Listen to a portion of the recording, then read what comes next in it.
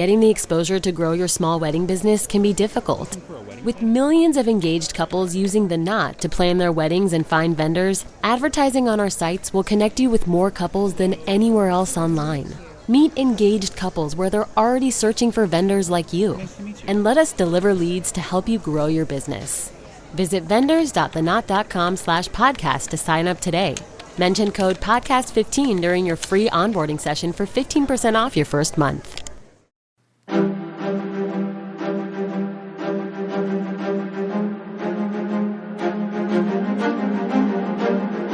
Hello, and thank you for listening to The History of World War II podcast, episode 155, Stalin Bio, part 2. Last time, Yosef Jugashvili, later Koba, then Stalin, had entered into this world with all the joy and hurt of it. His father, Baso, had had the potential for providing more than a subsistence life, but had lost it either through drink, the abuse of his family, or the despair over the loss of his first two sons. As for Yosef's mother, Keke, she stuck by her son, made him stick by her, but did what she needed to do to give him the best chance he had of making his way in the world, in the town of Gori. Alas, she also beat young Yosef when he did not measure up. But all that seemed to be paying off, as the teenager had been allowed to sit for the entrance exam of the Theological Seminary School of Tiflis. And with all his hard work over the years, of absorbing all the books he could, Soso easily cleared the exams. Yosef would be a priest. Keke's fondest hope was about to come true. But back to reality, as Yosef, or Soso, his given name, then Koba, his chosen nickname, was about to enter the 6-year course, the question of money came up. Where was the annual tuition of 40 rubles to come from, or the 100 rubles for room and board? This also begged the question, why had Keke and Soso turned down a full state scholarship at the secular teacher training school? Simply because, as all evidence points to, Keke and Soso were truly devout. But the mother and son were not alone in the world, even though Soso's father, Baso, had left them behind. Keke's extended family was also in Gori, as was Baso's family, not to mention the two other families that had been longtime friends of the Jugashvilis. So there would be support for the boy, but first Keke was determined to see what help could be obtained from the state. Keke had her 16-year-old son fill out a petition for a scholarship. The response was yes, though a partial one. He would be given free room and board, but that left the matter of tuition. Then in stepped Koba's all but official surrogate father, Koba Ignatashvili, on that score. So the boy's immediate future was secure. However, it wouldn't take much to knock him out of his school chair, where he would be forced to give up his dreams and begin a life of labor. The mother and son started their trek to the capital. When Russia annexed eastern Georgia in 1801, the city of Tiflis was already an old city. Hundreds of years older than Kiev, certainly older than the newer Moscow or St. Petersburg. The name itself, Tiflis, is its Persian name, simply copied by the Russians. And by the time young Koba was ready to start school, the city had about 160,000 people residing in it. But because families stuck to each other, took care of each other, it also had a small town feeling. Yet the majority of Armenians affected the feel of the city as well.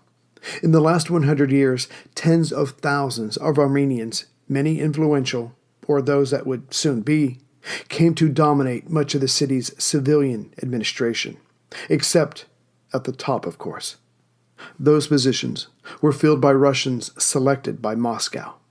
Tiflis's 25% Georgian population was struggling just to have some influence over their city.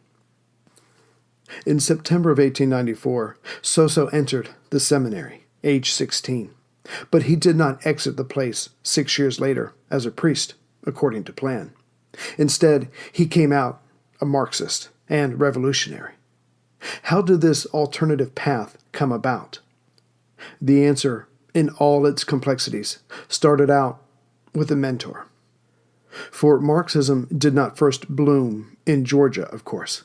It was one of the many isms to erupt from post-revolutionary France, when a better form of government, a better way of life, was being sought. But the ideas of Marxism, of combating social injustice, did find its way to Tiflis in the 1880s. And Iosef did not discover Marxism on his own. It was shown to him by an influential boy just a few years older than himself, who would hold sway over many young boys at the seminary. In his early 20s, Vladimir Lado Ketskovili, himself the son of a priest, would come to hate the unfairness of the world and preach his anger to those younger than himself, who, it must be said, had yet to learn the ability to decide such weighty topics on their own. Soon Soso, the gifted autodidact, found something to sink himself into, while seemingly helping the world. Call him a priest without the collar, and instead had a soul of fire and anger. But how did this transformation take place? First, a fish out of water. Gone was the relatively simple town of Gori, replaced by the vastly more urban Tiflis. Next, Soso at first didn't even get to see much of the capital. Instead, his world was reduced to the stone stack, as it was called by the seminarians, a 4-story bastion that was the seminary. His days of exploring, of running around relatively free, were gone. Also, this new world exerted total control over his daily life. At 7 a.m., the bells rang, waking the students for prayer. Then came breakfast, followed by classes until 2 p.m. in the afternoon. There was a meal at 3, which was followed by the shortest hour of the day, where the boys were allowed outside the stone walls. But check-in was at 5 p.m., followed by evening prayers, then a light supper at 8. After that, the next 2 hours were for homework, then bedtime at 10 p.m. For someone like Soso, who was the apple of his mother's eye, and had, until recently, the run of Gori, the seminary must have felt like a prison. It certainly did to one of Iosef's contemporaries, another child named Soso. Their free spirits and free thought were now hemmed in. The only free time was on Sundays, after services, which lasted 3 to 4 hours, with the boys standing the entire time. But to paraphrase a saying, the church took away with one hand, but gave with the other. No, the boys could not go out, were checked up on at night by priest inspectors, but had each other for company. And yet, in some ways, that was not even true, as the inspectors got some of the more trusted students to snitch on the rest. As for the students, most were bright teenagers who got tremendous pleasure out of exchanging ideas, their ideas, and debating with others of their temperament and academic success. For most of them, for now, this was enough. It was an exciting departure from their previous lives, being exposed to sacred text, church history, and Russian imperial history. These were most of the subjects bantered back and forth between the young men. But Koba was about to enter an intellectual war zone, but it's not clear how much of this he knew. Of the 24 teachers, only a few were Georgian, the rest Russian, with hardcore pro-Russian views. Along with them were 2 priest-minders, whose job it was to constantly watch the boys and make sure they were true to their studies and to Russia. If not, out they went, destroying the hopes and dreams of the students and their families. Before Koba came here, there had been many such expulsions, but the students had decided to fight back. Themselves being the sons of Orthodox priests, the teenagers couldn't or wouldn't take this, as they saw it, overhanded, bordering on abusive mistreatment anymore. Secret discussion circles were created. Illegal newsletters Writing of their anger and of their treatment were produced and passed around. But there was also an element of Georgian nationalism involved. In 1884, 10 years before Soso came, one student slapped his teacher across the face for referring to Georgian as dog speak. This description was hardly kind of the older Russian man. But as the boys all knew, proudly so, that Georgia had converted to Christianity 500 years before Russia did, the offender was expelled and sent away. Then, in 1886, 2 years later, an expelled student, but one not sent far away to a punishment battalion, like the previous student, stabbed and killed his former teacher with a traditional Caucasus dagger, most assuredly to get his point across. That was when the storm truly broke, for many of the students either spoke up for the killer or would not speak against him. Some 60 students were expelled. By the 1890s, the students were showing their distrust and hatred of the school's ways, with strikes. Their largest protest came in November of 1893. Their demands were simple: better food, a let-up of the oppressive spine, a creation or reinstitution of the Department of Georgian Language, and to be allowed to sing hymns in their native language. But the Russian authorities, not taking this local dispute seriously or thoughtfully, reacted harshly. This time, 87 students were expelled. As for Iosef, when he started classes, he did well at first, for the first few years. He had always done well in school. His grades consisted of mostly A's and B's, and he also became the school's lead tenor, no small feat. Yet Soso did receive 2 C's for composition and Greek. Yet the boy would take umbrage on the first C, as he had started writing poems with a pro-Georgian bent. But more importantly, the young man was beginning to do more than just memorize facts from books or his teachers. He soon started writing down his thoughts in a notebook, taking what he had learned and applying it to real life, or things he had seen or experienced. It was Iosef's beginning of real learning, as in the ways of real life and applied ideas. But forcing itself into Soso's world, indeed through the very stones of the seminary, were outside events that would shake the boy's life, Tiflis, and the Russian Empire itself. On the horizon was the ever-surging idea of nationalism, in this case, Georgian nationalism. When Iosif Jugashvili was 1 year old, 2 proud Georgian noblemen, Prince Chavjazda and Prince Tsereteli, started the Society for the Spread of Literacy among Georgians. They were noble-born, but also writers. Georgia, like many city-states or small countries, was made up of various groups, but they shared a common language. And remember, Georgia wasn't always a part of the Russian Empire. The 2 princes weren't looking to break away from Russia, but to them there seemed no harm in raising Georgian pride and nationalism through their common language. And because language was the sole avenue open to them, they focused on the area's schools, libraries, and bookshops. However, to the Russian administrators, anything that raised or praised a cultural aspect that wasn't Russian was treason. In fact, Georgia, to those Russian officials, did not exist, not anymore. It was now just the 2 provinces, Tiflis and Kutaisi. So, not only was the term Georgia not to be used or printed, but the Georgian language was equally not to be seen or used.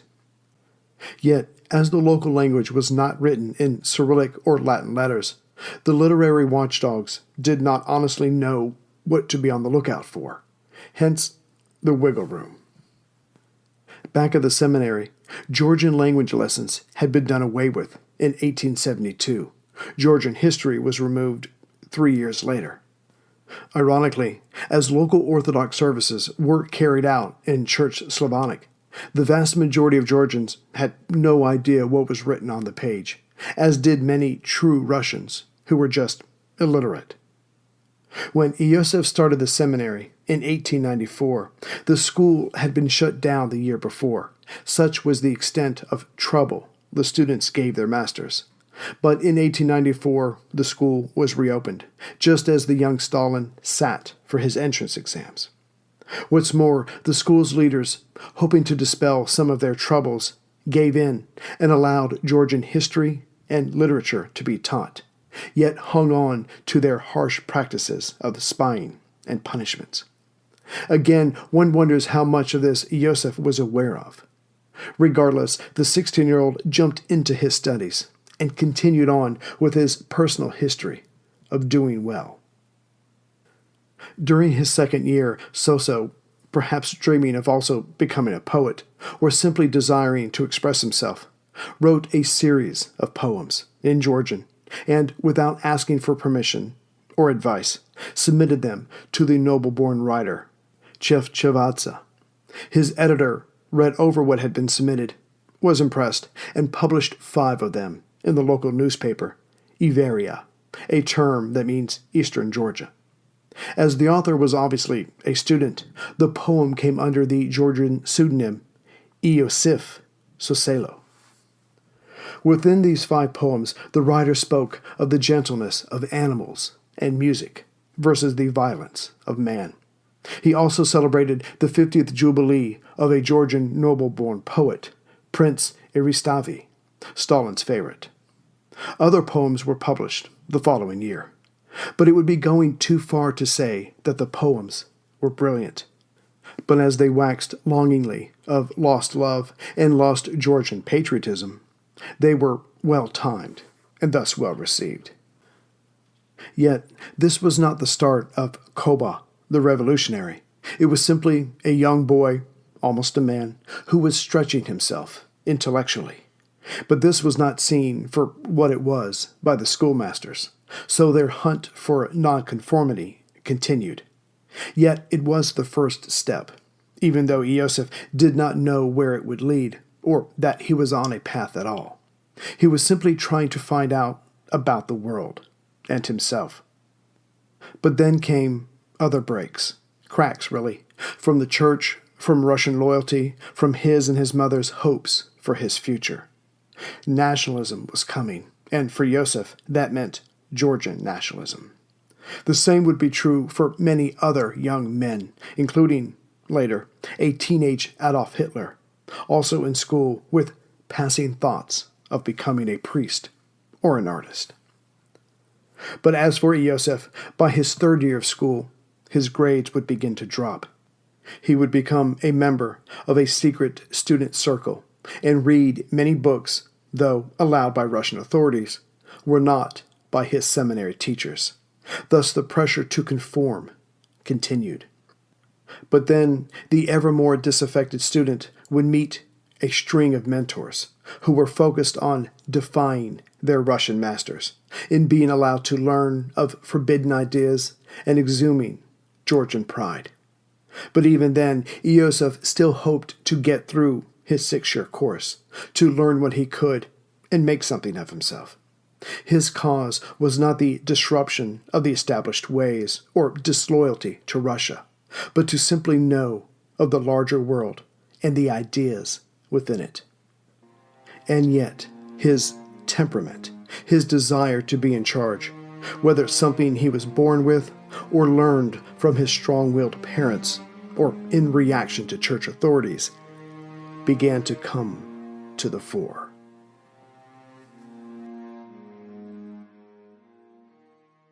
Greetings, everyone, from Central Virginia. So I haven't done this for a while, and I apologize, but I'd just like to say hello and thank you to my latest members and those that have donated.